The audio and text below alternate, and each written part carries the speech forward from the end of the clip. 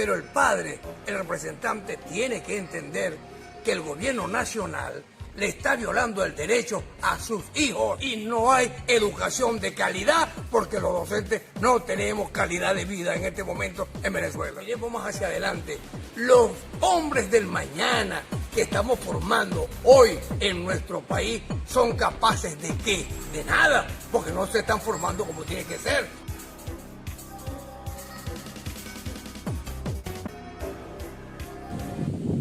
Les saludo desde la Casa Sindical de nuestra ciudad de Guanare para iniciar hoy una nueva entrevista de En la Palestra desde la calle, abordando el tema del magisterio, hablando del tema educativo, hablando del tema de las reivindicaciones laborales de los educadores, y para ello vamos a conversar con el profesor Ali Acosta, presidente de la Federación Venezolana de Maestros acá en el estado portuguesa. Profesor Ali, bienvenido al espacio.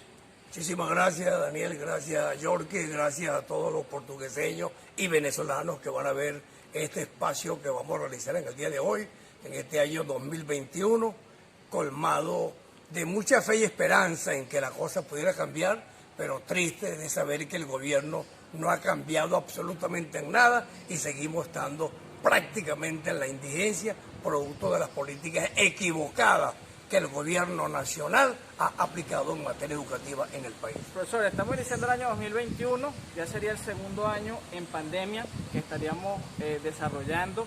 A su juicio y con la experiencia que tiene tantos años en el área sindical, ¿cuáles son los retos de la dirigencia sindical del magisterio en este año 2021?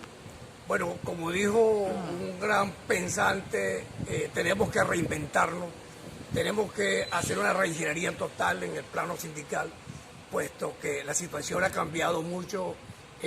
La sola pandemia como tal, con el terror que ha inyectado en los venezolanos y tomando en cuenta las condiciones en que estamos en el país, que tenemos ese grave problema de salud, de la pandemia aunado a la deficiencia en el sistema hospitalario de nuestro país, ¿verdad? La situación... ¿Esa reinvención estaría orientada hacia dónde?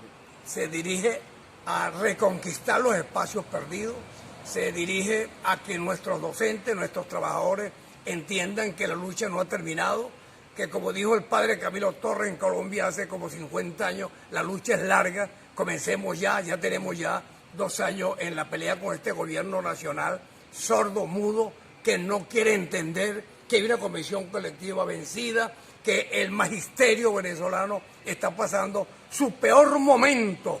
En los años que tengo ya en educación no habíamos vivido una situación tan delicada, tan calamitosa como la que estamos viviendo actualmente. Por un lado la pandemia, por otro lado la situación difícil en que vivimos con la situación país, con el problema de la gasolina, con el problema del efectivo, con el problema del transporte, con el problema del internet, que es el peor del mundo, que no sirve absolutamente para nada, independientemente del plan que tú pagues a CAMTV, ninguno sirve. Profesor, ¿por dónde cree usted que deben orientar, digamos, las organizaciones sindicales las luchas por las reivindicaciones laborales de los trabajadores en medio del escenario país, en medio de una situación en la que se habla de que el gobierno nacional, digamos, ha unificado el pago de salarios, digamos, a todos los empleados públicos con pocas distinciones?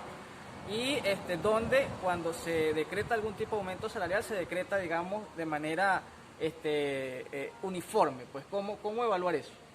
La situación para nosotros es muy difícil porque lamentablemente nosotros dependemos de un máximo jefe que es el ministro de Educación. Pero, es más, no lo voy a nombrar porque me da vergüenza, me da pena que quienes están viendo el programa, quienes los van a oír, oigan el nombre del peor maestro que ha pasado en la historia educativa de Venezuela. Pero una convención colectiva vencida, unos salarios de hambre que no alcanzan para nada, menos para él, que sí le alcanzan lo que él gana, que no es, nosotros no ganamos ni el 1% de lo que él gana, según lo que dice todo el mundo en la calle, ¿verdad? Si a eso le sumamos la difícil situación de salud, si le sumamos que no tenemos los beneficios sociales. Pero ¿cómo entrarle entonces al gobierno para que les dé algún tipo de respuesta? Porque bueno, mira, llevan varios años y no han tenido respuesta. No, aquí lo que hay que hacer es recordarle a nuestros padres y representantes que el problema educativo en el país no es un problema del maestro, No, el problema no es del maestro, el problema es del niño. El problema es del alumno que está recibiendo la peor educación que ha ocurrido en Venezuela en los últimos años. La peor tiene 2 años a raíz de la pandemia y a raíz de la deserción escolar de los trabajadores, no del niño, de los docentes que se han ido del país a ver cómo hacen para sobrevivir en otros países, para ver cómo hacen para mantener la familia enviándole la remesa de lo poco que ellos ganan, ¿verdad? Eso también incide definitivamente en la educación venezolana. Pero el padre, el representante, tiene que entender que el gobierno nacional le está violando el derecho a sus hijos.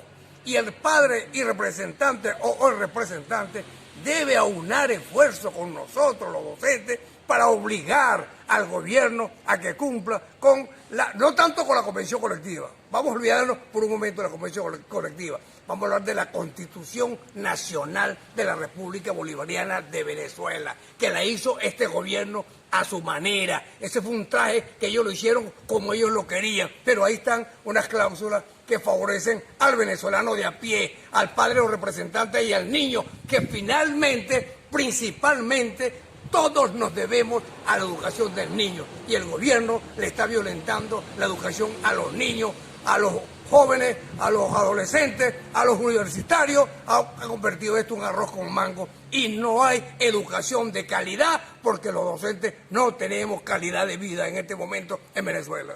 Digamos que si hubiera que hacer un diagnóstico en este momento de la situación de la educación en el país, ¿cómo lo dibujaría usted?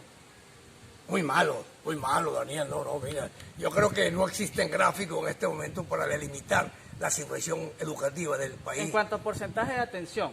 No, mire, todos esos números son falsos. ¿Y son falsos por qué?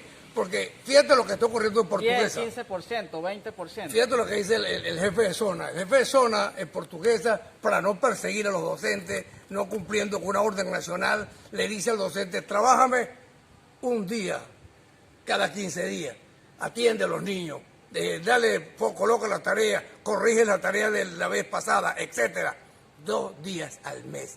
Si 20 días hábiles son insuficientes para la formación del niño, imagínate 2 días al mes, ¿verdad? Que se ve en la cara con el docente un ratico para que lo atienda y el resto de los días con el padre o la madre. Imagínate la calidad que puede estar recibiendo el niño. Y no es tanto eso, miremos más hacia adelante. Los hombres del mañana que estamos formando hoy en nuestro país son capaces de ¿qué? De nada, porque no se están formando como tiene que ser, porque nosotros no estamos cumpliendo nuestro sagrado deber de educar, de instruir, porque el gobierno tiene trancado el juego completamente y tiene la doblación en el bolsillo. ¿Cómo hacemos nosotros? ¿Tú crees que hay alguna expectativa que este año 2021 es...